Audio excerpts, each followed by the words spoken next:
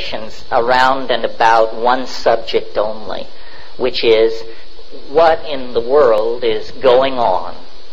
What is going on?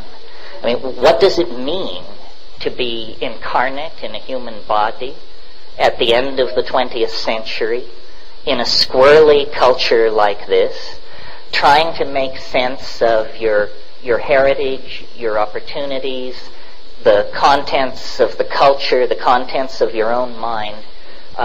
Is it possible to have an overarching viewpoint that is not somehow canned or cultish or self-limited in its approach? In other words, is it possible to cultivate an open mind and sanity in the kind of society and psychological environment that we all share? And it grows daily and weekly, as you know, harder to do this, weirder to integrate, more on your plate to assimilate. And I certainly don't have final or even nearly final answers. I think it all lies in posing the questions in a certain way, in feeling the data in a certain way. And one of the things I try to convince people is it's not necessary to achieve closure with this stuff. And in fact, any ideological or belief system that offers closure, meaning final answers, is sure to be wrong, sure to be self-limiting, sure to be inadequate to the facts.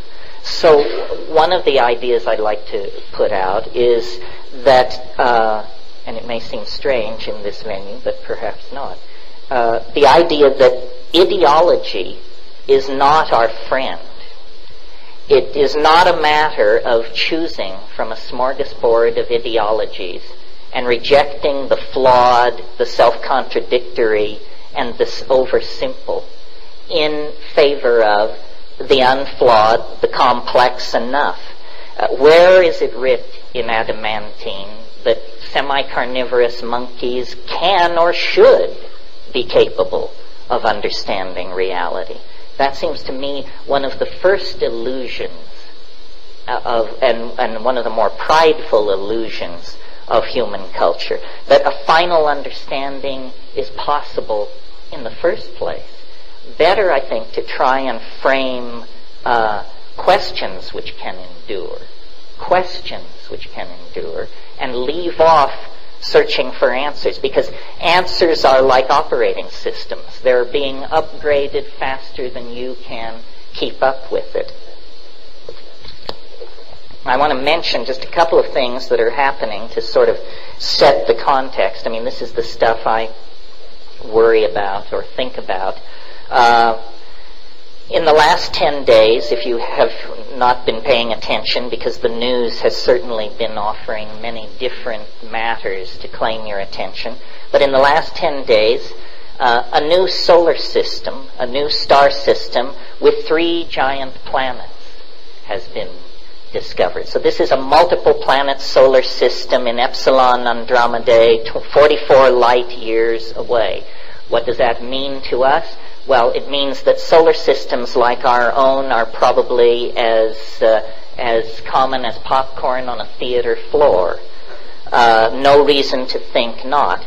In fact, right now, we know of 20 planets outside the solar system. Twice as many as we know inside the solar system. So we're living in a different world than everybody was living in even just 5 years ago. Science is lifting veils and opening doorways on a universe so vast, so strange, so counterintuitive that it's literally all you can do to keep up. Here's another factoid. There are now more square miles of territory in virtual reality than the entire surface of the Earth. Virtual reality is now larger than this planet. I don't know if you spend much time in VR. I spend a little time there. I was looking at Alpha World before I left Hawaii.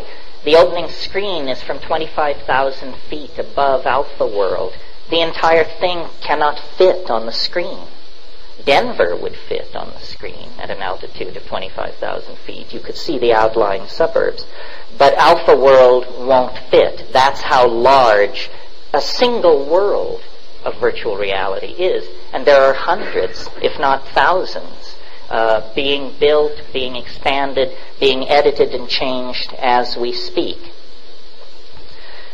We're now just a hair's breadth away from there being 6 billion people on this planet. Again, I checked on the internet before I left. We're something like 100 million short. So by the time I get back to Hawaii in a month, we'll be over the 6 billion mark. Then just to touch on a few things, the strongest hallucinogen known to science is legal, free, and easily grown, totally unlimited in its distribution, its accessibility. I'm talking about alpha salvinorin now. Quantum teleportation has been achieved and is moving out of the laboratory, and probably in the next half dozen years will be the basis of an entirely new kind of computational machine with greater computing capacity than all the computers presently operating in North America.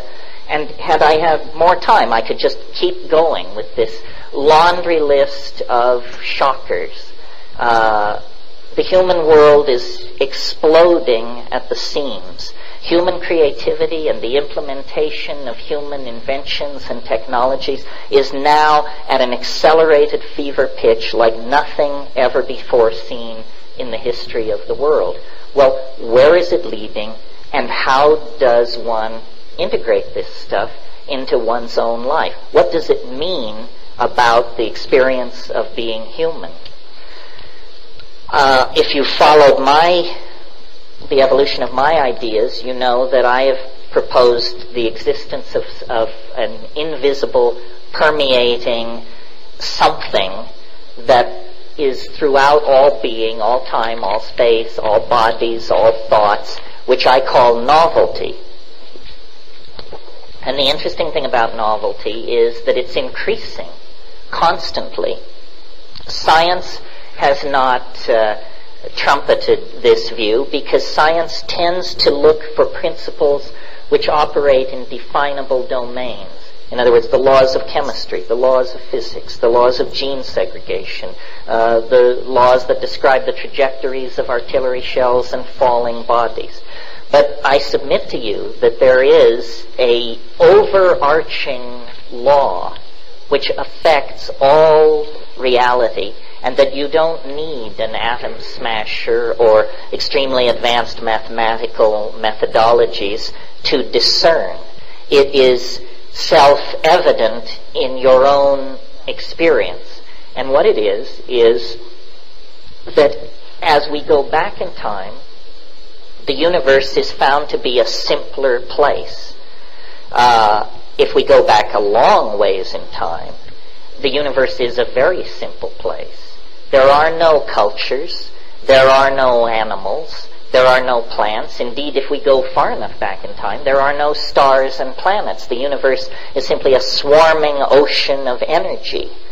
But as we approach the present, it's as though the universe has undergone a series of crystallizations out of itself of higher and higher forms of organization. And this is what I call novelty.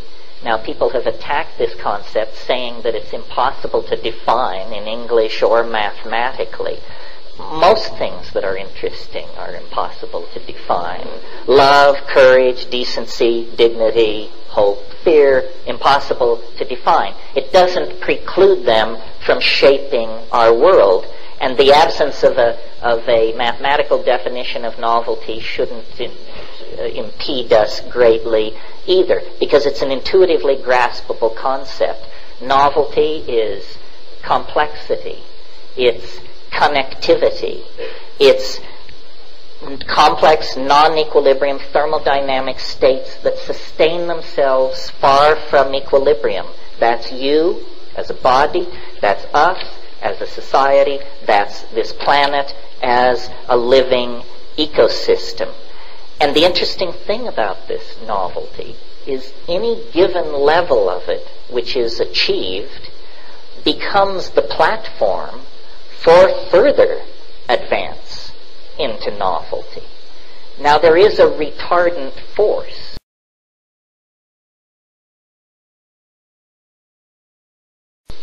And I call it habit, to keep it away from concepts like thermodynamic entropy. Habit. And so in my model of the way things work, gleaned from observation, stoned and unstoned, is that the cosmos, your life, the politics of this city, the history of Western civilization, is a struggle between habit and novelty. Habit is also an intuitively graspable concept. It means conservatism, recidivism, doing things the traditional way, not taking chances. And these things are not moral values. Sometimes the right move is habitual, sometimes the right move is novel. But the universe, as a system, is what I call a novelty-conserving engine. In other words, where novelty is produced, it tends to be tenaciously hung on to. It can't always be hung on to, but it is tenaciously hung on to. So, as an example of what do I mean by tenaciously hung on to, 65 million years ago, as you know, an asteroid of considerable dimension struck this planet, and in a single day, the dinosaurs, the great saurians, went extinct. Maybe it wasn't a single day, maybe it was weeks. But in terms of the time scale of the life of the Earth, it was a blink of an eye. That was a tremendous setback for novelty. These beautifully climaxed and integrated ecosystems of dinosaurs and rainforests and so forth were just pulverized to dust. It had taken 3 billion years, 4 billion years for the planet to achieve that kind of novelty. 65 million years later, a fraction of the time it took the original system to establish itself, it's all good. The dinosaurs are gone forever, but in their place, much more novel, much more interesting, much more complex animal and plant biota have established themselves. So what took 4 billion years to achieve turned to rubble, 65 million years is back in place. This is because of this tendency for nature to prefer and conserve novelty. Well, I don't think, somebody might resist this or they might have problems with it, but I think it's self-evidently true that this is the most complex age the universe has ever known, because we not only have all which preceded, but we have then our own dear selves, the poetry of William Blake, the mathematical equations of Albert Einstein, the painting of Rembrandt. We have all of this to add into the mix. What takes this out of the realm of sophomoric and theoretical discussion is the second part of my observations on novelty. And that is that novelty occurs faster and faster as you approach the present. In other words, this isn't that the universe is driving toward ultimate novelty at constant speed and has been since the beginning of the universe. Not at all. The universe is moving toward ultimate novelty, but following a kind of asymptotic spiral or of closure, so that each advance into novelty is preceded by the next at an ever greater rate of what I call ingression into novelty. This is a phrase out of Alfred North Whitehead. So what does that mean? It means in the early universe it took a long time for things to get interesting, for things to go from being just a cloud of pure electron plasma to a universe with stars ordered into galaxies, with planets, with special chemistries and environments. And from that came, at least on this planet, advanced life forms, first simple life forms, then advanced life forms, then the conquest of the land, then extremely advanced life forms, minded creatures, language-using human beings, tool-using human beings, and then the frantic, hysterical rush from Altamira to this moment. And we are part of this. These vast cycles of advancement into novelty, which used to require eons to affect the universe perceptibly at all, are now going on in humanly cognizable domains of time.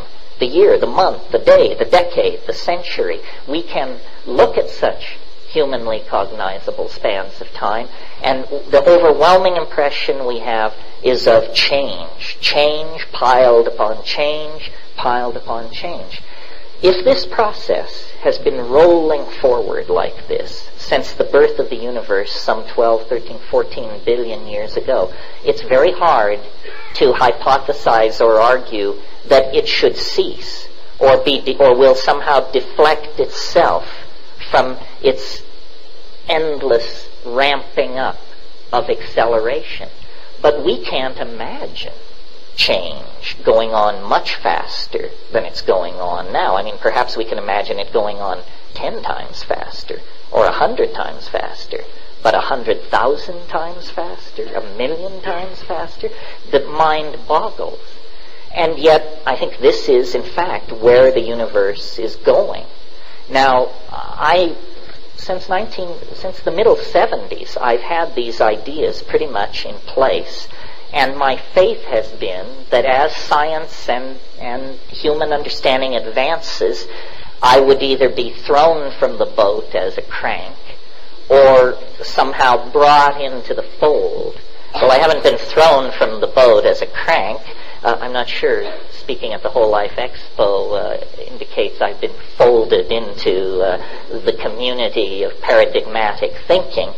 But I have received some encouragement in the last 18 months, and I want to just mention this briefly to you because I'm surprised how the news has failed us. Did you know that in the last 12 months, a fundamental law governing the universe in all its parts and places has been discovered that was previously not only unsuspected but denied? And a law of nature larger than any law of nature ever discovered, larger than the law of gravity, the speed of light, the second law of thermodynamics. All these are little laws, what Leary used to call local ordinances. But these local ordinances have now been contextualized in a discovery of such import that it has not even been assimilated by the community of its discoverers, let alone handed down to the peasantry like you and I. And what I'm talking about is the discovery of the cosmological constant omega. And I don't want to spend too much time on this, but here it is in a nutshell. The universe is expanding faster than the ordinary laws of physics can account for.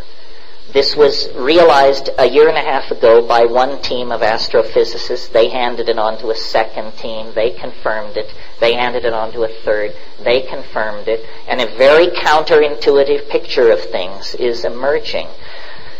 The universe is not going to fall back on itself in some grand crunch billions of years hence. Rather, the universe is going to expand forever.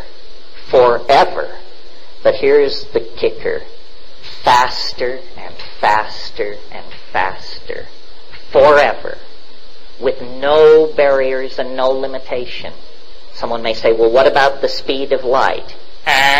The speed of light does not cover the law of the cosmological constant, because this law is not saying that matter is moving apart faster and faster. If that were the case, the relativistic physics would put a speed limit on it. It's saying that space itself is expanding faster and faster. This is a quality of empty space.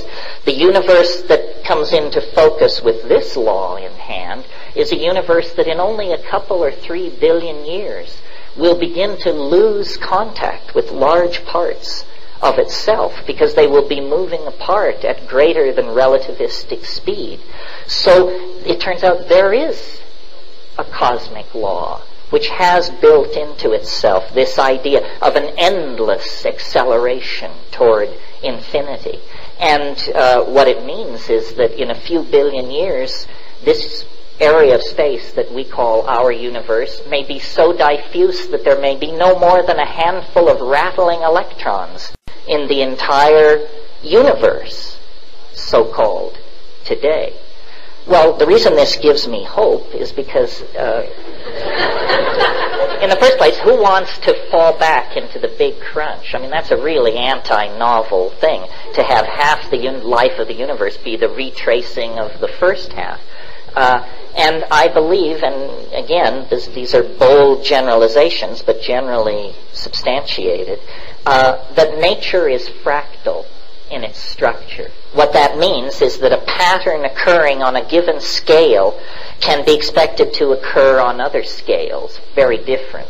Simple example, an atom is a nucleus with electrons spinning around it. A solar system is a star with atoms spinning around it. A galaxy is a huge black hole and the agglomeration of stars within the outlying neighborhood spiraling around it. These are things on tremendously different scales, and yet they are organized similarly. And so I believe this is how nature works. Once she finds a pattern that works, she applies it in many domains of temperature, pressure, and cosmic scaling. So this cosmological constant, omega, which says that the universe is expanding faster and faster, throws a kind of umbrella of political correctness over my notion that we are moving faster and faster into novelty, and that we are, as it were, simply the dust motes or the magnetic particles in the presence of some kind of field phenomenon which is organizing us to its will. And this is the source of my optimism. If I had to place my faith in human institutions, human religions, human goodness, the human capacity for decency and dignity, I would be absolutely in the depths of existential despair, as I was as a kid. Because as a kid, I didn't have these ideas. I had Camusian existentialism and Nietzschean whining and all the rest of it. And it's a pretty grim situation, folks. But I really believe that without atom smashers, without long base interferometers and all the rest of it, you can go into nature and open your eyes and open your mind, and you will see these processes in play, and you can easily extrapolate them to your own life. Now, if going into nature and opening your eyes and paying attention doesn't deliver this to you, then I suggest 20 milligrams of psilocybin be added into the mix, or 200 micrograms of LSD, or something like that, and then I think it will come shining through. Why should that be necessary? Why should someone have to resort to, what Rimbaud called an artificial perturbation of the senses to achieve this? Simply because culture mitigates against it.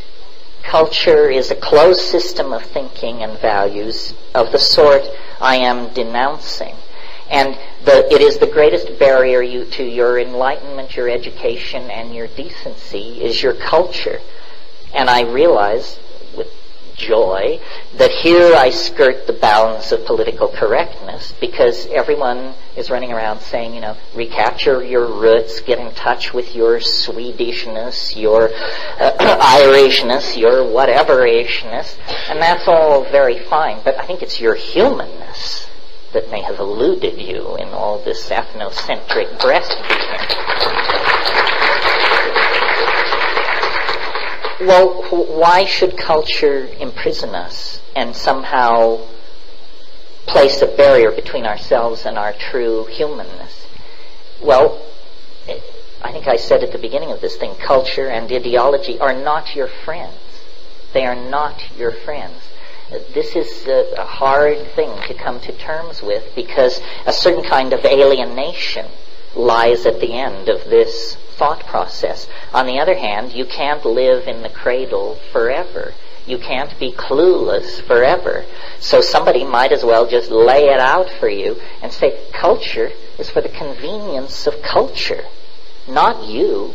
How many times have your sexual desires, career aspirations, financial dealings, and aesthetic inclinations been squashed, twisted, rejected, and minimized by cultural values? And if you don't think culture is your enemy, ask the 18-year-old kid who is given a rifle and sent to the other side of the world to murder strangers if culture is his friend. These extreme examples should bring it home to us that it's a kind of a con game. It is, in fact, strangely enough, a kind of virtual reality. We have been led to think of virtual realities as something on the screen of a computer or presented through a headset, but that's an electronic virtual reality. The primary technology for the building of virtual realities is language.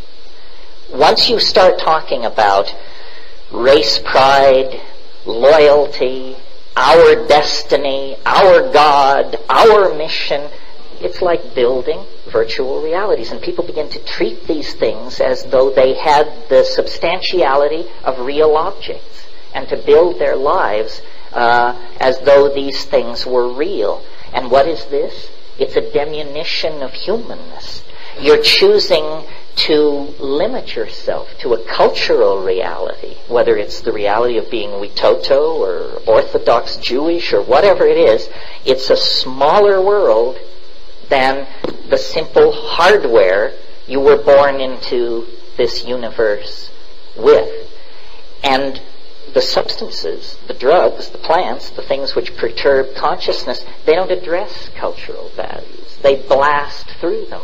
They address the animal body, the mammalian brain. They perturb these information fields outside of the relativistic set of values that the culture is giving you. This is why people who yearn for legal psychedelics have not thought, in my opinion, deeply enough about what is really at stake here. Imagine a culture so certain of its primary values, so sure that it represented the right way to live, that it would encourage people to take psychedelic substances and examine its premises. There ain't such, at least not in the high-tech industrial democracies or the fascist states either. Some aboriginal cultures have this courage, but it has kept them very close to the breast of nature and her processes. Cultures that have habitually broken down the cultural illusion and examined the terrifying reality beyond it have not marched off then to pontificate with religions of absolutism or scientific absolutism or all the rest of it. Well, why is that? It's because cultures are virtual realities made of language, and if there is one thing psychedelics do, whether you hate them, whether you love them, whether you don't give a hoot, what they do is they dissolve boundaries. The boundaries between you and the floor, between you and your friend, between you and you last week and you next week, and they dissolve boundaries. That's what they do. That is the ultimately subversive behavior. Cultures are boundary-defining engines. That's what they do. They teach you, we do it this way. Don't go there in your mind, in your heart. Follow the rules. Follow the rules. Cultures are like operating systems. You know, at Ur and Ur will do. They set up a stela in the center of our operating system. Well, basically, what I do with my computer when it acts up is I give it a good slap or a thump on the top. And that's what these psychedelics are doing. They're saying, get it in context, my dear primate. See, how does it